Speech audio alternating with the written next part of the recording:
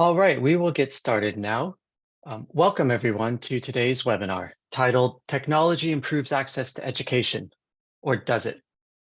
Common sense tells us that the answer to this question is yes. The evidence is everywhere.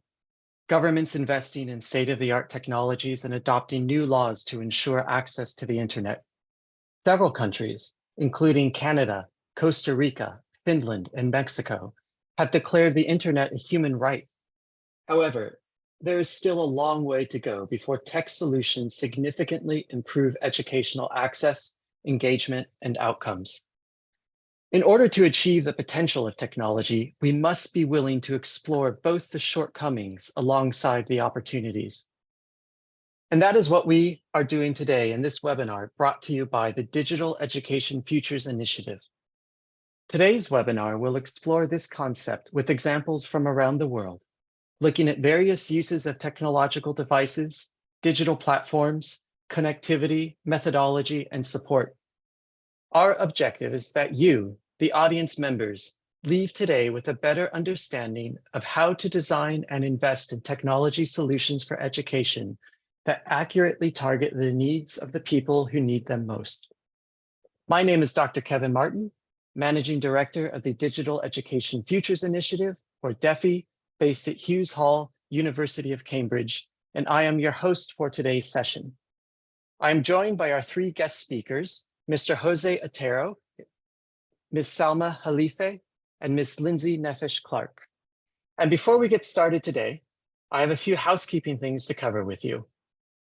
Please use the chat to introduce yourselves and make general comments or share useful information with your fellow attendees. However, please put any questions that you would like the panel to answer in the Q&A window. That way we can keep track of them and get through as many as possible. Each of today's speakers will share for approximately 15 minutes, followed by a question and answer period. And we will end today's webinar at approximately 5:15 BST. Our first speaker today is Mr. Jose Otero. Jose will be giving an overview of the current situation in technology and access to education, outlining some of the difficulties and potential solutions to ensuring that technology truly does improve access. Mr. Otero is an adjunct instructor at New York University. He teaches courses on how digital technology impacts society, policymaking, and business. His wide experience includes research on public policy issues of information and communication technologies for institutions such as the White House, the Caribbean Telecommunications Union, the World Bank, and IDB Invest. In addition, he is often invited to present his perspective before national legislative bodies, including those of Chile, Ecuador, Mexico, and other government entities. His academic background includes degrees in politics from the University of Boston, IT law from the University of Edinburgh, technology from Georgetown University, and social innovation from the Judge Business School at the University of Cambridge, which is where we got to know him. Welcome, Jose. Thank you for the presentation. Should I just... let me share my presentation.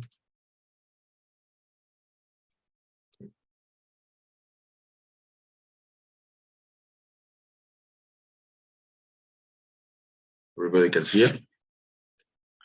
Yes, we can see it. Okay, perfect. Thank you, Kevin, and also thank you for the DEFI and Hugh Hall for these kind of invitations. I'm going to give an extremely macro view of what is taking place around the world when it comes to education and the use of technologies. I'm going to go very fast because it's a very loaded presentation. Everybody will have access to it after all. But as Kevin just mentioned, internet has been considered a human right. There was a message by the UN Special Reporter to the Human Rights Council back in 2011, asking for the human right to be for the internet to be declared a human right. Other jurisdiction, it started with the province of San Luis in Argentina, have declared it a human right, including Costa Rica, Mexico, Finland, France. But in other places, the internet has been incorporated as a necessity in areas such as education, for example, what is happening in India. But when we are looking into the use of digital technology in education, what we are looking is like, how are we going to promote learning? How we are going to ensure that there's a diffusion of education, especially when we're looking into those people living in remote areas, rural area, with low purchasing power, low income, basically the most vulnerable sectors of society. And here is where we have seen different approaches. Initially, what has been known as the power of source-organized learning. Here we have two main examples. The Holy Wall project that was created in India by Sugata Mitra. Basically, what he said is that if we put a computer in a wall in a village, children will go to that computer and start using it instinctively. If they don't know the language, they will learn the language to start using that computer. And after these reports that he made and the creation of an organization, they got funding, and this was replicated in many places, especially in India. However, after a certain period of time, different researchers, for example, Donald Clark, have found that the initial finding of just leaving the computer by itself in the village, so people and children will access it and start learning, was extremely optimistic. They have to be much more than just simply leaving the computer alone for children to start using it and start learning. Another very similar approach is the one laptop per child. Almost everybody is very familiar with it, created in 2005 at the MIT social lab, which states, let's give a laptop to every single kid so they can start learning by themselves. So it was always the fact of, we give them the laptop regardless of the language, regardless of the cultural background, the gender, and how society interact with that individual, people will learn. It got into the stream in terms of the proposal by the creator of the One Laptop Per Child program, Nicolás Negroponte, when he wanted to throw computer out of helicopter to the Kalahari Desert. And it was an extremely popular program, the One Laptop Per Child. It was like, for example, here, after 16 years in 2021, these were some of the countries that included the One Laptop Per Child initiative, some sort of One Laptop Per Child initiatives in their country, which is just give the computer and magically the children learn. However, there was also the same problem that we saw in the Hollywood wall. It's like by themselves, just giving a computer in what might be a foreign language for many of these kids didn't help. It was, as mentioned in different books by different authors, idealizing what the young people or the youth of this country could do. Is like they are taking the digital entity just because they were born in the digital age. They were born with the knowledge of how to use digital technology, and we know that that is not true. If there are also a very interesting book, The Next Billion User by Payar Arora, that said that there were some overhyped expectation in these self-learning initiatives, where they were expecting that if we go a tablet, a laptop, a computer to a low-income individual, their internet habits and the internet use is going to be completely different to what we have seen so far for internet users on urban areas or middle income or high income area.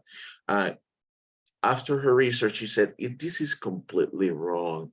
Is Their habits are extremely similar, and actually the low income individual use their devices and access to the internet to engage themselves and immerse themselves more into entertainment, gaming, social media, and chat, and not so much for looking for education, looking for job opportunities.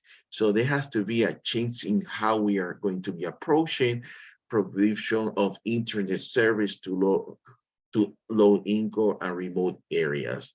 And just for an example, when we're looking into internet use on a global basis, we can see that the typical global user is not looking so much for education, is not looking for job opportunity on how to improve his life. It's mostly based in entertaining, social media, chatting, videos, or even e-business through Amazon. If we are looking into more specific picture in a country such as Colombia, we can see that the same trend continues. Entertainment and social media, same happens if we're looking into Vietnam. So there has to be something else besides giving a computer to a little kid, giving a computer to an adolescent and expecting to learn. If we research published in Computers and Human Behavior says that even if we give a computer to a small children and we don't supervise them, there's no adult supervision, it could be counterproductive. It could negatively impact how they relate to each other and how they evolve their emotions. So there has to be something more. So here is where I go to Uruguay's One Laptop Per Child initiative. So they started back in 2007. It started following the principles of the OLPC approach. However, after a 2013 study to do an audit of what was happening, they decided, okay, this needs to change. There has to be more involvement. So, and they start evolving that program to, okay, we need to ensure that teachers are really involved, but not only the teacher, the parents need to be involved, and the school needs to be the center of life. It's not going to be just giving a laptop so the kid should only understand. There has to be a logistical network in terms of maintenance of that laptop. There has to be software development. There has to be in place technical um, issues like, okay, how are we going to be updating that software? And that software needs to be segmented by gender, by age, by subject, and also by user. The user could be the teacher, the user could be the parent, the user could be the little kid. And also start expanding in terms of who is going to be learning, not only small children or secondary school children. We are going to be expanding this remote learning with complete interaction and supervision with teacher to other areas for nursing school, or how to involve elderly people as well in this ongoing learning process. The result during the COVID pandemic, Uruguay was practically the only country in the Americas that didn't have a disruption or the education system because the kids started learning from home. However, it was not, okay, we shut down today, you start learning from home. They launched Save Out from Home, which basically was giving support to during the pandemic and the quarantine to everybody from parents to children, everybody involved, to start giving psychological support, ensure that people could control their emotion during this isolation period. And the result has been very positive. And Sable, if you visit their homepage, you are going to see that they provide a lot of statistical information in terms of what they are doing and the result on a year per year basis. And I'm mentioning this part of the statistical information because one of the key ingredients for any digital strategy to promote education needs to have data. Data is essential to understand where we need to focus our effort, where we need to put our investment, uh, where we need to do the type of training that is needed in one location to be vis-a-vis another location. It's very important to have that data. And when it goes to to data, I want to talk about the Global Knowledge Index. Just is another index. This is supported by the UNDP and the Mohammed bin Khalifa Al Maktoum Knowledge Foundation, based in Dubai. And what they're doing is they look into 7 different segments in a country. And in this 7 segment is, how do you generate knowledge? How do you diffuse that knowledge, and how do you appropriate that knowledge?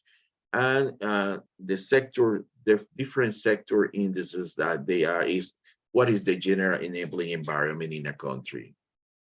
How are we in a general basis in this? And then there's the ICT component, higher education, pre-university education. How is the economy performing?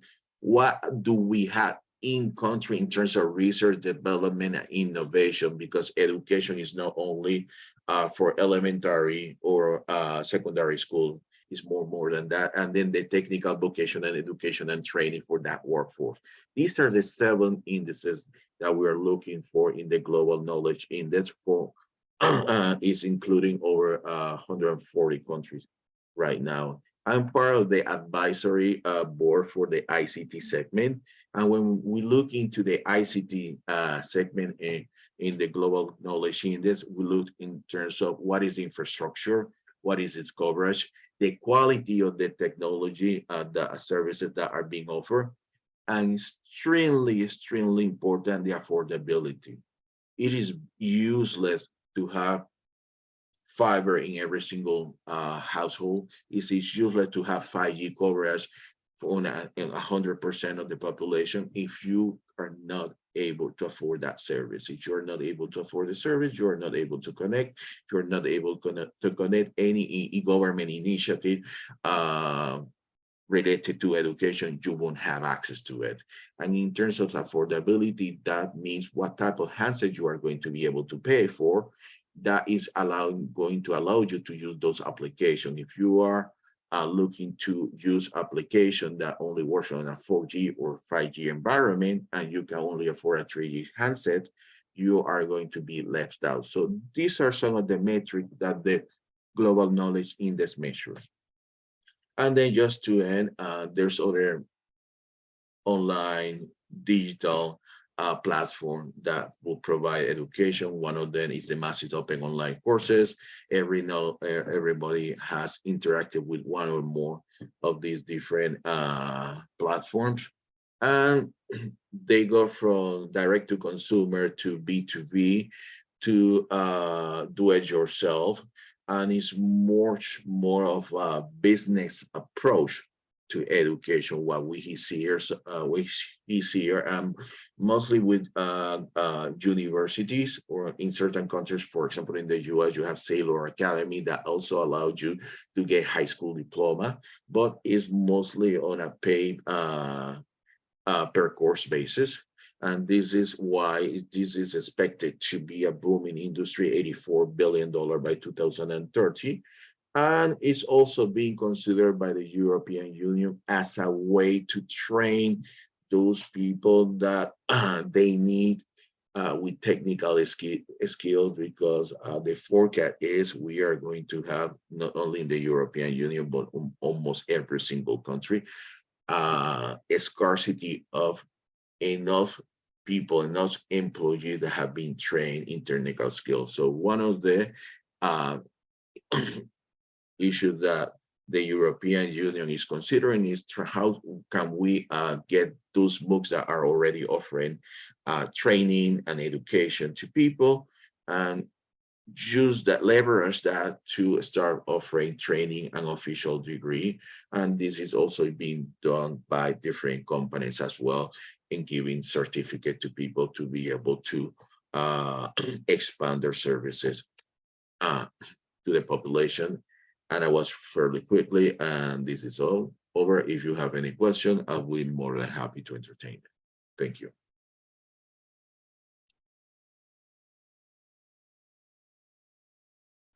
Thank you, Jose. That was excellent, and I am eager to get into the question and answer session. I had many myself and really enjoyed your talk. But before we do that, we will move on to our second speaker, Ms. Salma Jalife. Salma has many years of experience in telecoms and digital rollouts at a national level.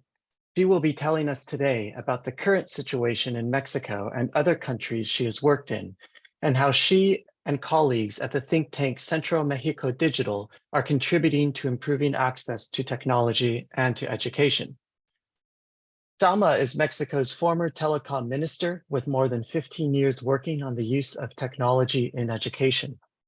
She has deep knowledge of telecommunication and broadcasting policy and regulation, with 35 years of experience as an information and communication technology consultant in Latin America, Europe, and the Asia-Pacific region. She is currently president of Centro Mexico Digital, a think tank that produces public goods for people-centered digital transformation. CMD has been publishing the State Digital Development Index of Mexico for 2 years, a statistical instrument that has become a reference to measure the digital development of the 32 states of the country for decision makers. She is also a professor of digital transformation and is taking a master's degree in computer security at the Universidad Iberoamericana. And finally, she's a startup mentor at Unreasonable. Welcome, Salma. Thank you, Kevin. Thank you, Defi at Cambridge for this organization of this seminar. It is really, I'm so enthusiastic to share with you what we have been doing in Mexico and the collaboration we have had in the past years with the Latin American region, but not only with them, also with the rest of the world, and I will let you know why. I'm going to start sharing my presentation. Let me.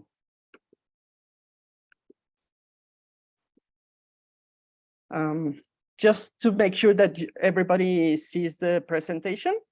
Yes, we can see it, Okay. Salma. Thank you. Thank you. Well, the question was, technology improves access to education, or does it? And my quick answer would be yes and no. And let me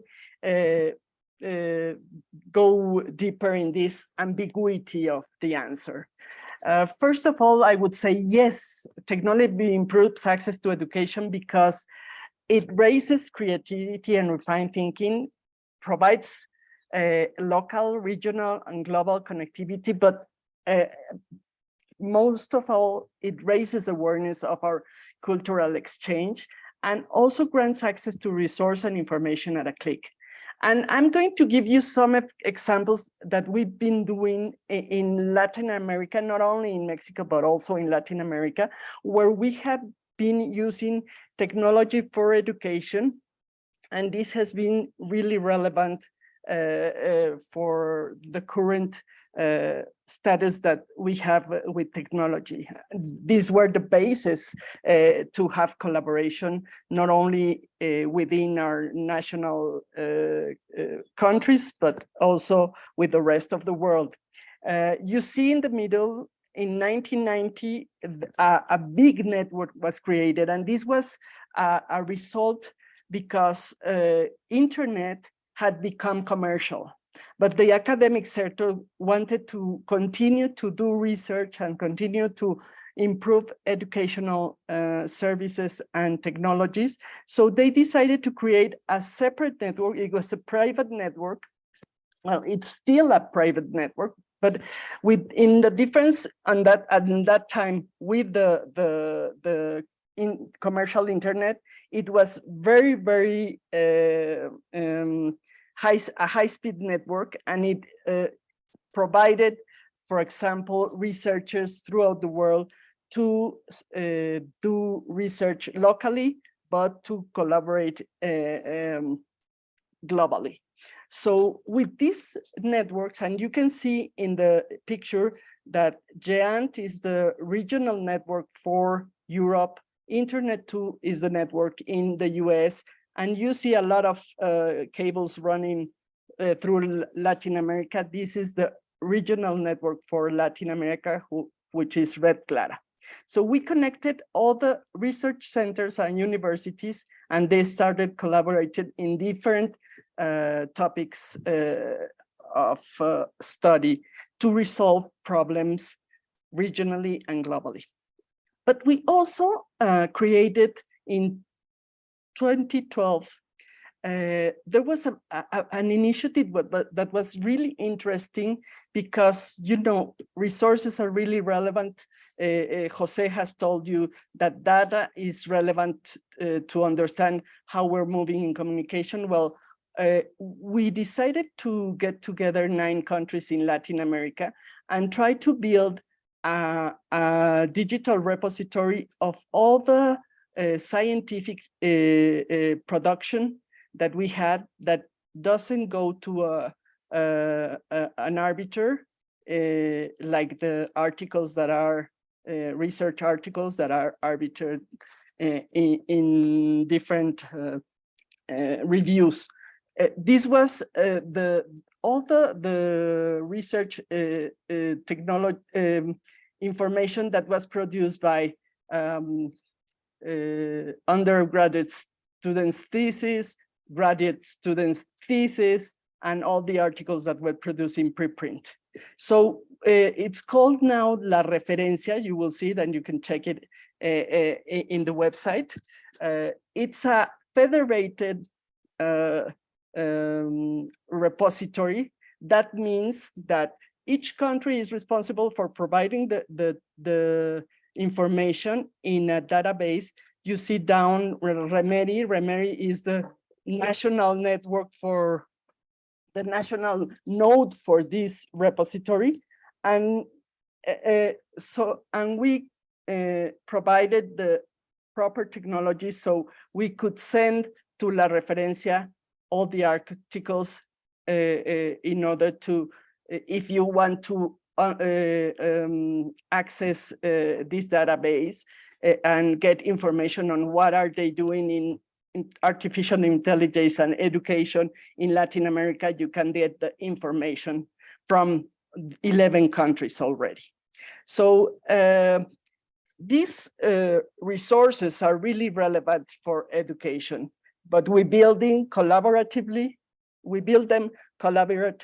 and we also share knowledge about how to use the technology to improve our access to education. On the other hand, in 2015, in Mexico, there was a creation of a group. It is called Redlate Mexico. This group is a group of interdisciplinary researchers that are looking into technology and education. And they are building committees and interacting with each other in order to respond to the needs that are currently going on in Mexico. As a public policy maker, I also wanted to know where were the deficiencies of communications in Mexico. You see the map of Mexico in the left side. In 2019, I was able to map, you see in blue, all the places that have no connection in Mexico. And in the right side, you see a graph where it says how dispersed are the locations in Mexico located in our country. So how easy it would be to get this connectivity in those places. And as you may see, there are very few connections or locations that could be reached with high density of population, but there are a lot of locations that are with very few density of population, but very dispersed in the country. I'm going to get back to this issue later on in my presentation. So, as you see, before COVID, we had these three improves in access to education. But then came COVID, and we saw a very fast adoption of technology. And now we can see connection to the classroom, experiencing the real world with virtual reality and augmented reality.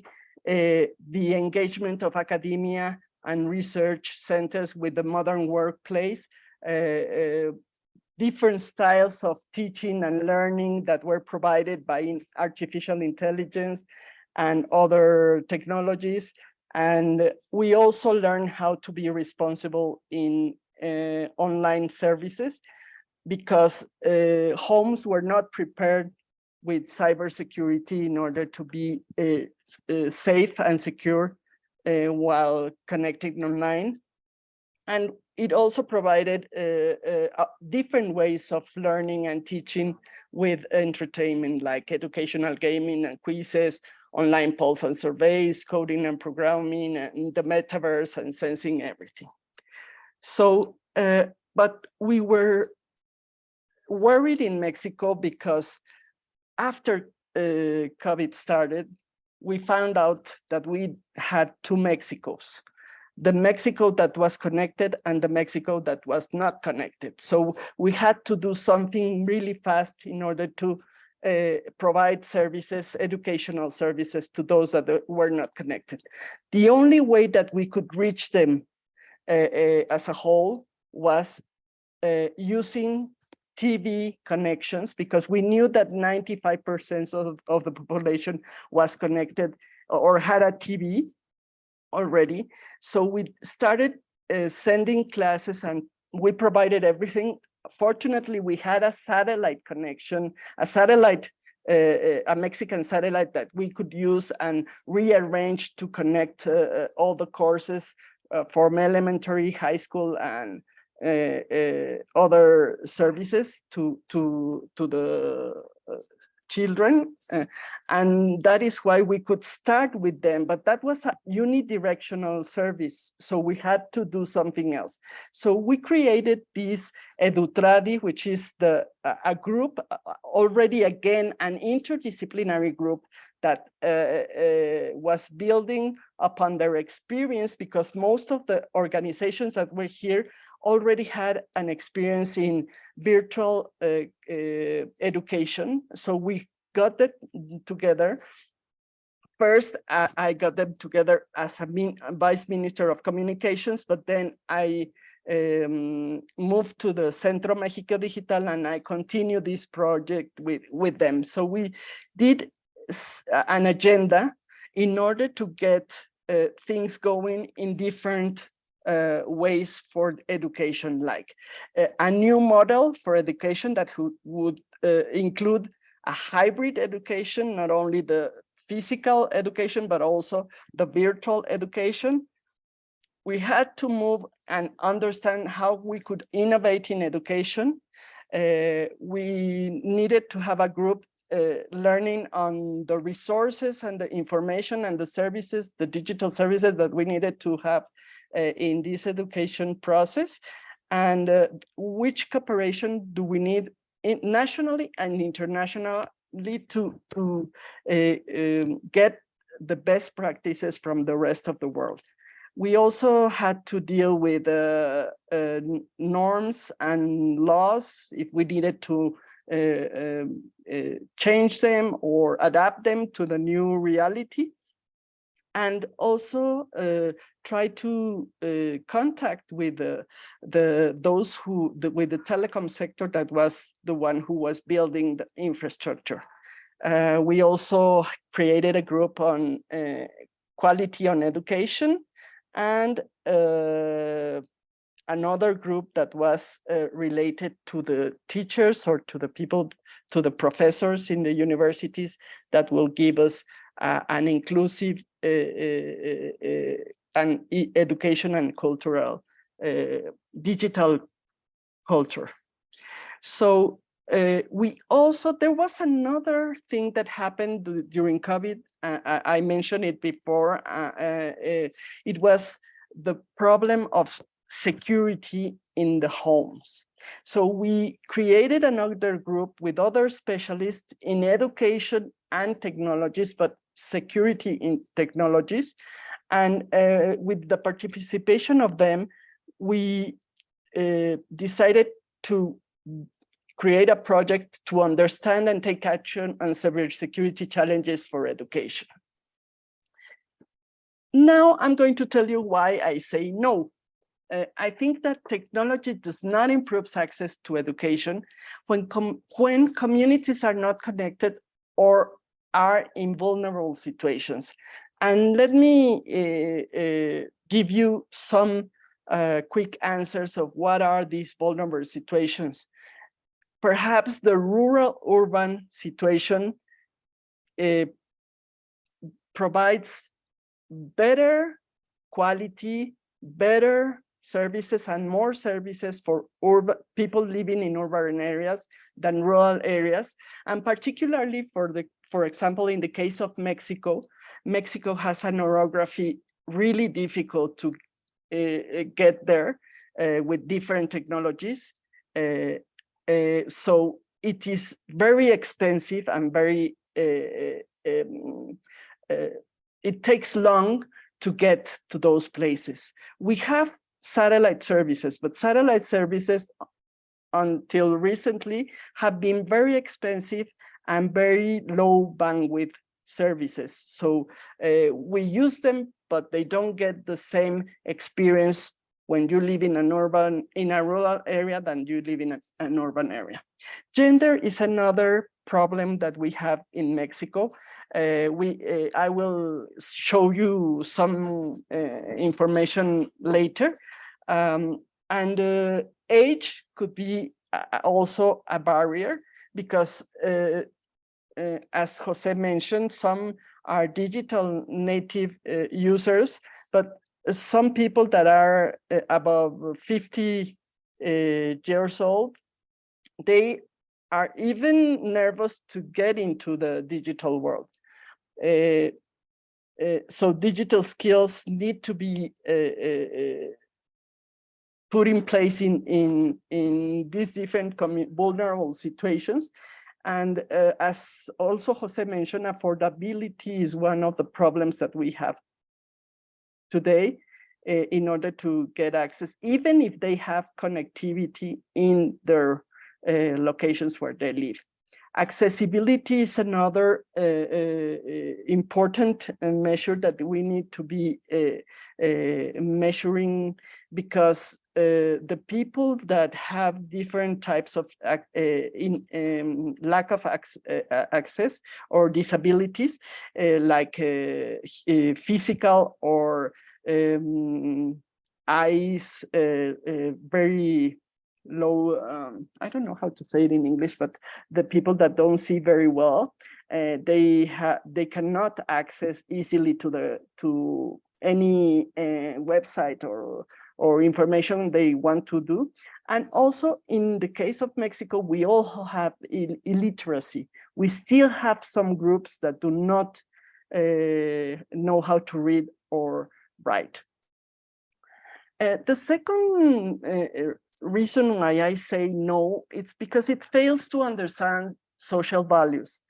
We were talking about those young children that even if they don't speak English, they can use technology, but there's a difficulty in the adoption of technology if those are elder persons and they do not speak English.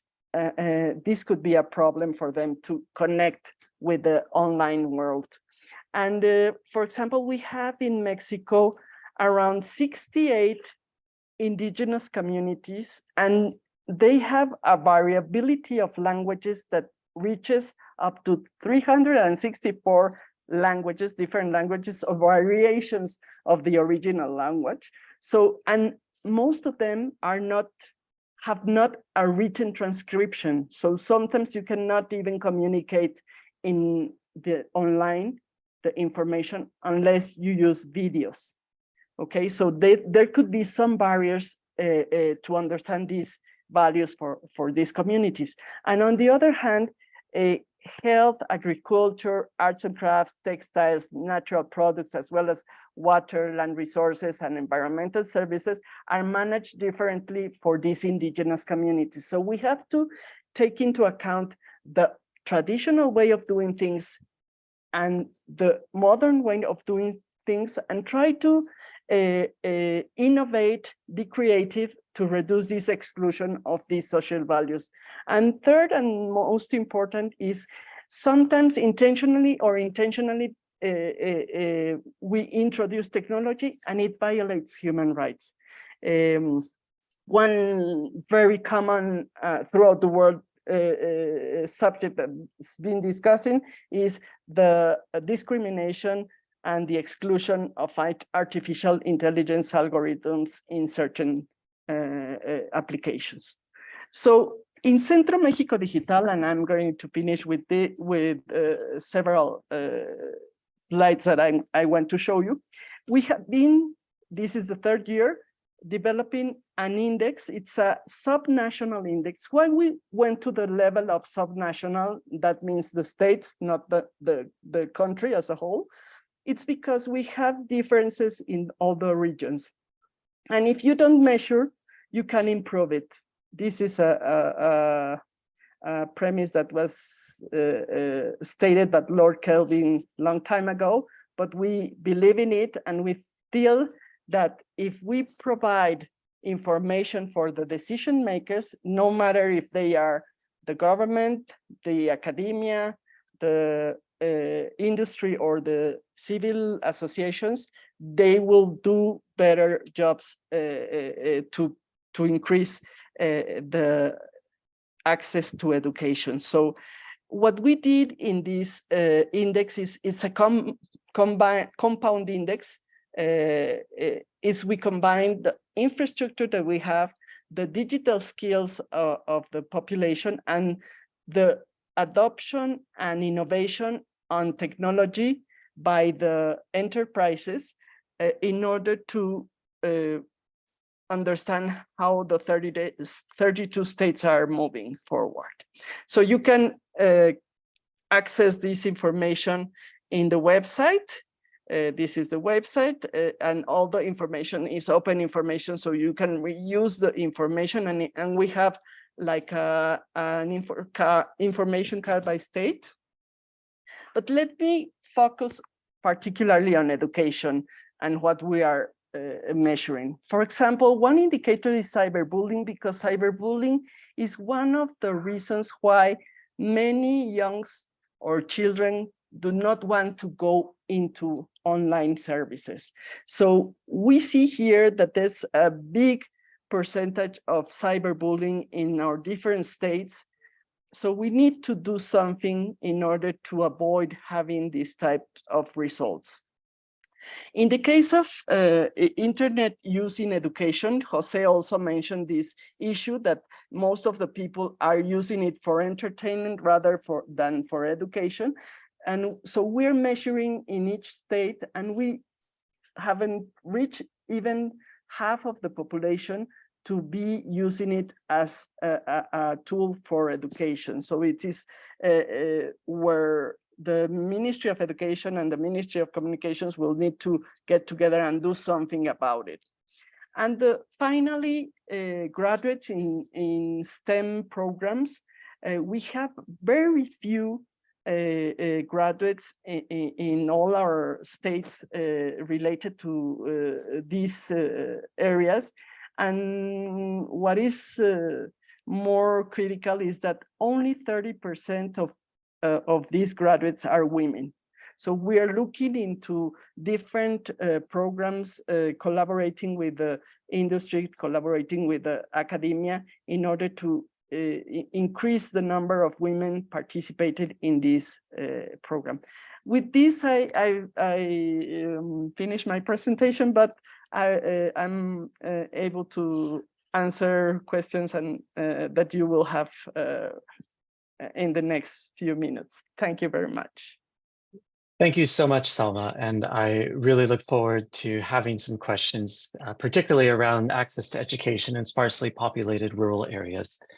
But before we do that, we will move on to our last speaker. And I also want to remind our audience members to please ask your questions using the Q&A box at the bottom of the screen.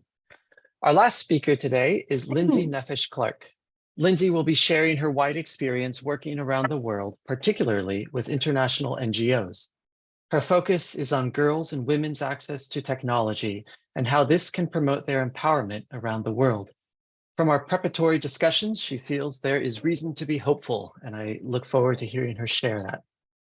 Lindsey is a founder and managing director of W4, a social enterprise dedicated to protecting girls and women's human rights and promoting girls and women's empowerment around the world, with a focus on Sustainable Development Goal 5B, harnessing technologies. With a BA from Cambridge University and an executive MBA from ESCP Europe, Lindsey worked in human rights and development in Africa and Asia with organizations like Human Rights Watch and UNICEF before founding W4. Named a Women in IT role model by the European Commission and one of the inspiring 50 women leaders in Europe's technology sector, Lindsey is a member of the advisory board of UN Women France and a member of the steering committee of Equals, the global partnership for gender equality in the digital age. Welcome, Lindsey. Thank you very much. I'm just going to share my slides. Thank you, Kevin, Judith, and the DEFI team for inviting me to be part of today's discussion. And Salma, your last slide, about 30% of women graduates in STEM in Mexico is the perfect segue into my talk today. I would say without hyperbole, this is one of the most important issues of our time. Technology improves access to education, or does it? I'd like to address the gender dimension of this question and ask, not only does tech improve access to education, but more specifically in today's world where digital literacy is the new literacy and internet access ought to be a human right, does technology improve access to tech education? On a personal note, I fell into tech several years back when I was managing humanitarian programs in the Philippines. We were providing education for the children of families living in cemeteries, literally sleeping on the tombstones. You can see photos of the remarkable young people here. I saw how digital access could be a lifeline. And the experience also drove home to me the fact that digital access and skills, digital skills, are indispensable for safe, formal employment. It was a humbling experience, and it galvanized my evolution into an evangelist for ICT for development and ed tech. Time and time again, I've witnessed how tech can improve access for girls and women to education, information, resources, networks, employment, and entrepreneurship opportunities, opening up all manner of life-enhancing, even life-saving resources. The potential of harnessing technology to promote girls and women's empowerment is immense. And this pertains across a range of domains, using AI for urban planning to build girl and women friendly cities, designing mobile apps that connect women farmers to value chains, apps to combat harassment and violence against women, mobile banking and finance. We've seen tech deployed for campaigns to counter gender stereotypes, amplify women's voices, promote women's political participation, and put the rule of law behind women's rights. And all this is the good news. The bad news is that there is a persistent global digital divide and gender digital divide. Indeed, the International Telecommunication Union has referred to a connectivity Grand Canyon separating the digitally empowered from the digitally excluded. And Salma referred to the two Mexicos. Of the 2.7 billion people offline, a figure which should give us somber pause, the majority are girls and women. Women remain chronically underrepresented across the entire IT ecosystem globally, in tech professions, tech design, governance, and regulation. And we're seeing a familiar education, employment, leadership disconnect. Furthermore, as gender segmentation in degree choices persists, research shows that gender gaps are more prevalent in fields that require disruptive tech skills, as this slide captures. The latest World Economic Forum Gender Gap Report emphasizes that the social experience of learning in STEM classes and working in technology fields, plus gendered signals from the labor market, all contribute to, quote unquote, shaping the potential employee base of the professions, making them distinctively male. Given the figures, it's hardly surprising that we're seeing a problem of gender bias, among other biases, in technology. This runs along a spectrum from frustrating but benign to harmful, sinister, and potentially fatal. We need to be asking, how can we build gender-smart AI to advance gender equity rather than embed and scale gender bias? Another highly worrying trend is the prevalence of online threats, harassment, defamation, disinformation campaigns, and violence against women, all of which undermine women's participation in the digital sphere. So when we talk about tech and equity, it's not alarmist to say we urgently need to close the gender digital divide in terms of girls' and women's access to tech and participation in the tech sphere. And we must do more to protect girls' and women's online and offline rights. Of course, this is a broader economy issue, as it's estimated that over 90% of future jobs will require at least basic digital skills. Now, closing the gender digital divide can catalyze progress across myriad dimensions. Girls' and women's increased education and participation in the economy correlate positively to wider development gains, from improved business performance, increasing a nation's or region's GDP, to alleviating poverty, food insecurity, and promoting environmental sustainability. And moreover, research shows that higher levels of gender equality are associated with a lower propensity for conflict, both between and within states. Conversely, digital exclusion and the digital divide are highly costly in terms of massive economic and innovation losses. And above all, lost opportunities to save and improve people's lives as the COVID-19 pandemic threw into stark relief. Here in Europe, there's a gaping gender digital divide with a costly supply-demand mismatch in ICT skilled professionals. Jose was talking about this earlier. While over 50% of companies report that they're struggling to find ICT professionals. As part of the Digital Europe strategy, and as Europe seeks to drive an integrated green digital transition, the EU is pursuing a strategy to draw more women into the sector. Closing the gender gap in tech could add billions to annual GDP in Europe. These figures make clear that tech access is necessary, but not sufficient to improve girls' and women's access to education and tech education. And so the question is, why not?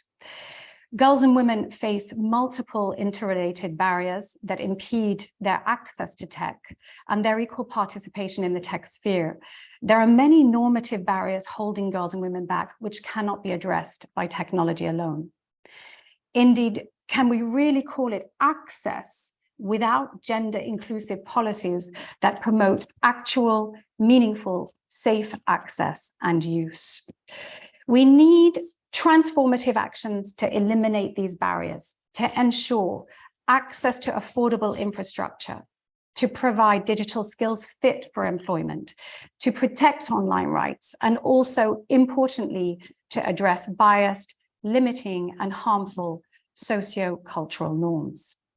This diagram from UNESCO's report, Cracking the Code, shows the need for interventions that apply a gender lens at all levels, so in external and internal pipelines. And this requires mobilizing all stakeholders, beginning locally with families, educators, and schools, through to government and the corporate sector, if we really want to create a truly enabling ecosystem. We need strong cross-sector, multi-stakeholder cooperation, and both a top-down and a bottom-up approach to really achieve impact. Requisite actions range from mainstreaming gender into digital policymaking, upgrading digital skills education, and developing curricular and pedagogical methods that are gender responsive, to ensuring that girls engage with STEM and tech very early on to strengthen girls and women's self-confidence and self-efficacy, as girls tend to opt out of STEM and tech at an early age. It also requires regulatory frameworks and legislation that is enforced, as well as citizen education to protect online rights. Many promising high-level initiatives and multi-stakeholder partnerships exist, and I've included some on this slide, but we need to act urgently to achieve universal, meaningful connectivity and close the digital divide if we're to meet the SDGs by 2030. Now, as you may know, the focus of UN Women this year is precisely digital, innovation and technology for gender equality. And it's one of the key action coalitions of the Generation Equality Forum's 5-year Global Acceleration Plan for Gender Equality. In Europe, it was encouraging to see the introduction of the EU's Women in Digital Scoreboard, which monitors women's participation in the digital economy, including a declaration on an inclusive company culture. With regard to the issues of online human rights and tech governance, there's the promise of the UN Secretary General's roadmap, the EU's digital compass, and the EU's AI legislation and other initiatives. Of course, we must deliver on these commitments. My organization, W4, is a proud member of Equals, the global partnership for gender equality in the digital age, co-founded by the International Telecommunication Union, UN Women, GSMA, the International Trade Center, and UN University. Within the framework of Equals, W4 is a co-founder alongside the ITU, GSMA, and EY of a global initiative called Her Digital Skills, which, and we've been working with Jose on this, which provides girls and women with access to gender transformative digital skills education. We've designed a learner pathway that addresses some of the barriers that girls and women face, and particularly factors that incline them to self-select out of tech studies and careers.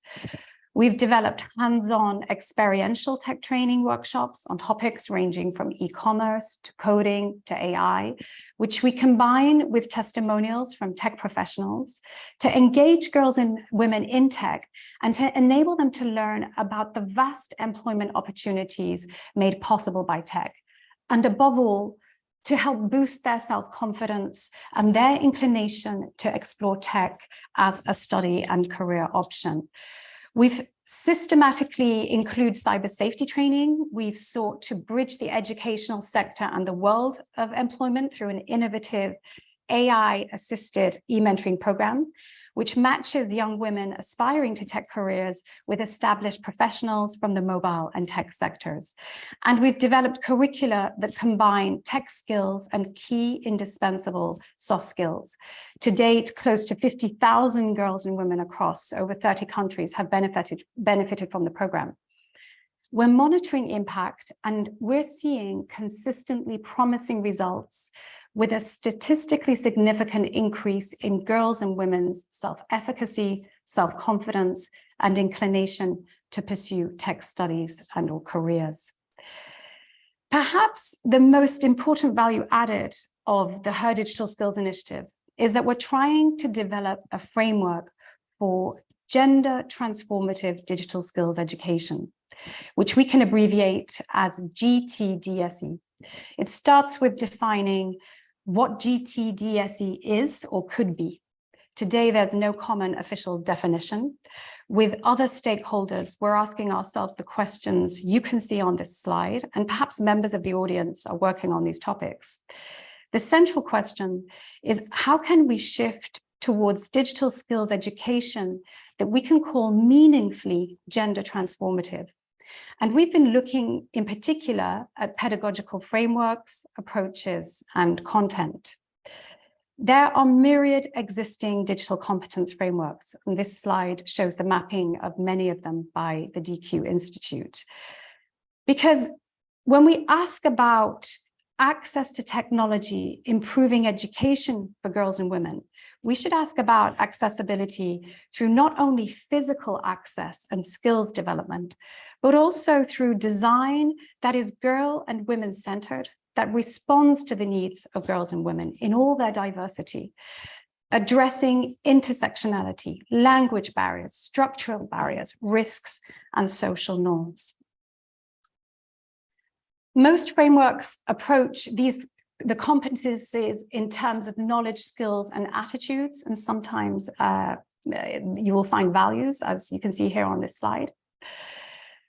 In terms of what we might call gender transformative digital competencies, that is the skills that girls and women need in their daily lives for employment, to amplify their agency and voices. So not just technical skills, but knowledge and skills encompassing critical thinking, rights, cyber safety, and soft skills. The frameworks do not adequately address the gender dimension and the normative barriers. Content and pedagogical approaches need to be designed to foster critical analysis, to question and challenge biased, limiting, and harmful norms. The design needs to promote a change, not only of the individual learner's attitude, but of her wider reference group. It needs to prompt broader discussions with other stakeholders and gatekeepers. So in short, more work needs to be done to integrate educational competence frameworks with gender norm change. And this approach should inform the design of digital learning curricula, content, and learning strategies. And it should be adopted in schools with capacity building for educators. It should be mandated by governments in education systems. With the Equals Coalition, the Her Digital Skills team, and other stakeholders, we are precisely working to integrate digital competency frameworks, digital skills curricula, and gender norm change theory and practice to create a gender transformative framework. We plan to publish the framework this autumn. At this critical juncture in our era of strong men, with the climate emergency, social and economic fractures, geopolitical instability, and a global backlash against girls' and women's rights, I would argue that we urgently need a change in paradigm in digital skills education to build a more inclusive, equitable digital world. Tech is shaping the societies and economies we live in and the values we live by. As societies and economies undergo the digital transformation and strive to ensure a green digital transition, women and girls must be equal participants. To conclude, in addition to inviting you to get involved, if you're not already so, in Generation Equality Forum and Equals, I'd like to leave you with a couple of questions. what would an approach to digital skills education that we can call meaningfully gender transformative look like? And in our respective sectors and roles, professional and personal, what should we be doing to bridge the digital divide and the gender digital divide to enable girls and women to be full and equal participants in the digital transformation? And on that note, and testament to the potential of tech to improve access to education, I'd like to close with these uplifting images created by two talented young women, Taranum and Rahil, in our organization's underground digital skills training program for girls and women in Afghanistan. So again, thank you for inviting me and for listening, and I look forward to questions.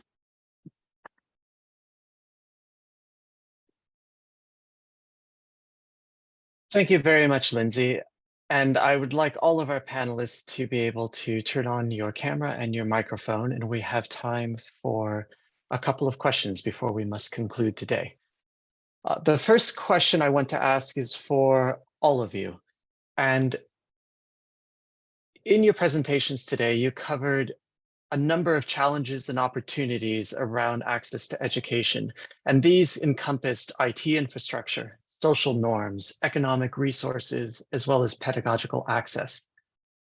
So I would like to give all of you a theoretical magic wand for the next couple of minutes and ask you, what's one key practical step or change you would make in order to expand access to education in these marginalized communities that were discussed today?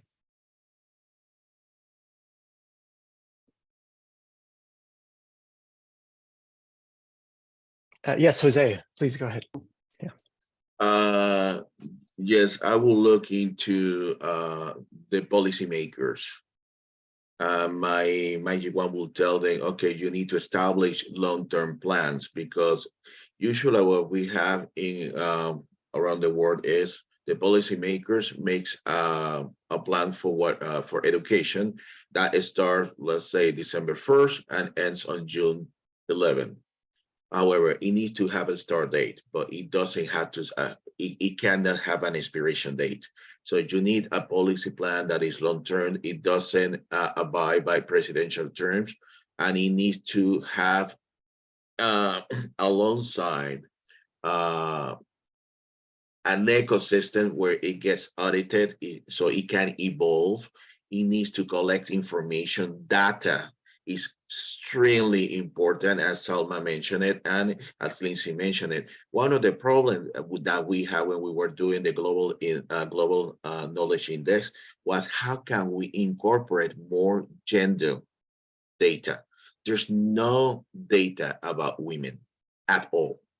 So how can I know when how to prepare software, educational software for women, because little girls learn differently than little kids do, if I don't know how many girls are there? I don't know where they are. I don't know their ages. So that is very, very important. That ecosystem that takes into account, okay, it has to be long-term, it has to evolve. We need to look into logistics, technology, software update, and constant training to the teachers. It's not, you just not give them one day and they are set for life. They need to constantly be trained and also involve the families, involve the community. Otherwise, it doesn't have much probability to be successful. And then funding, you need to give it funds. Thank you, Jose. Salma, yeah. Yes, I could add, I completely agree with Jose.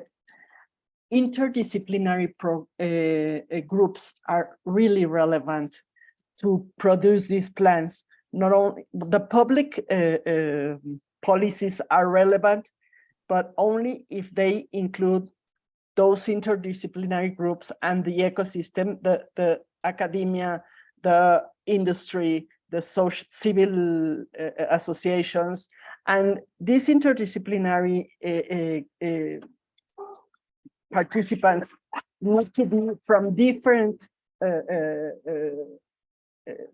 backgrounds.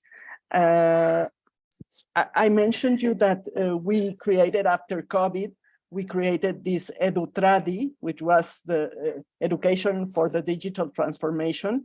And we have psychologists, we have engineers, we have gender specialists, we have educators, we have biologists, and you can't imagine the amount of people that are participating in these groups. And it's really relevant how you think things are done in this way, and then you get inputs from other specialists, and it seems like your vision is a very narrow vision when you talk to them. So it's really relevant to having the interdisciplinary groups. Thank you, Salma. Lindsey, did you have anything you would like to add? Well, I would just echo what Jose and Salma have said. And if I were to, choose if I had my magic wand, I would say we really need to see this at the government level in terms of ambitious strategies, backed with the requisite budgets and resources. We need metrics to track progress and accountability. And, earlier this year, the International Telecommunication Union published a handbook on mainstreaming gender in digital policies. And I have to admit, I was kind of surprised that they needed to publish such a handbook. But of course, what we're finding is that, there is gender mainstreaming, there are gender mainstreaming guidelines, but really up until now, not much has happened in terms of targeting those policymakers who are in charge of digital policymaking. So I totally agree.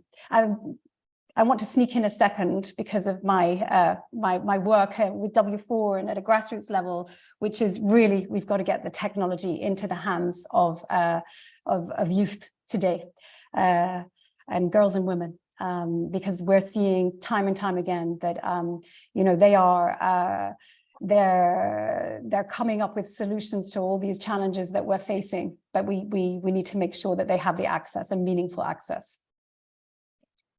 Thank you. And it was a slightly leading question because it's a topic I have very strong feelings about as well. And I know this is a little bit atypical for this format, but if I had my own magic wand, it would also be to make all educational content accessed through a mobile device zero rated, meaning you would not be charged for educational content, not charged data. We are unfortunately about out of time. We went a bit over, but we do have one other question that was asked by an audience member that I want to make sure gets answered. And this question is for Lindsey from Defi friend Artisher, who's a psychometrician here in Cambridge. And he wanted to know specifically about how W4 provides support for girls outside of the EU. Thank you for that question. And actually, as I explained at the beginning, I fell into tech over in the Philippines. And initially, when we founded W4, most of our programs were in Asia and Africa.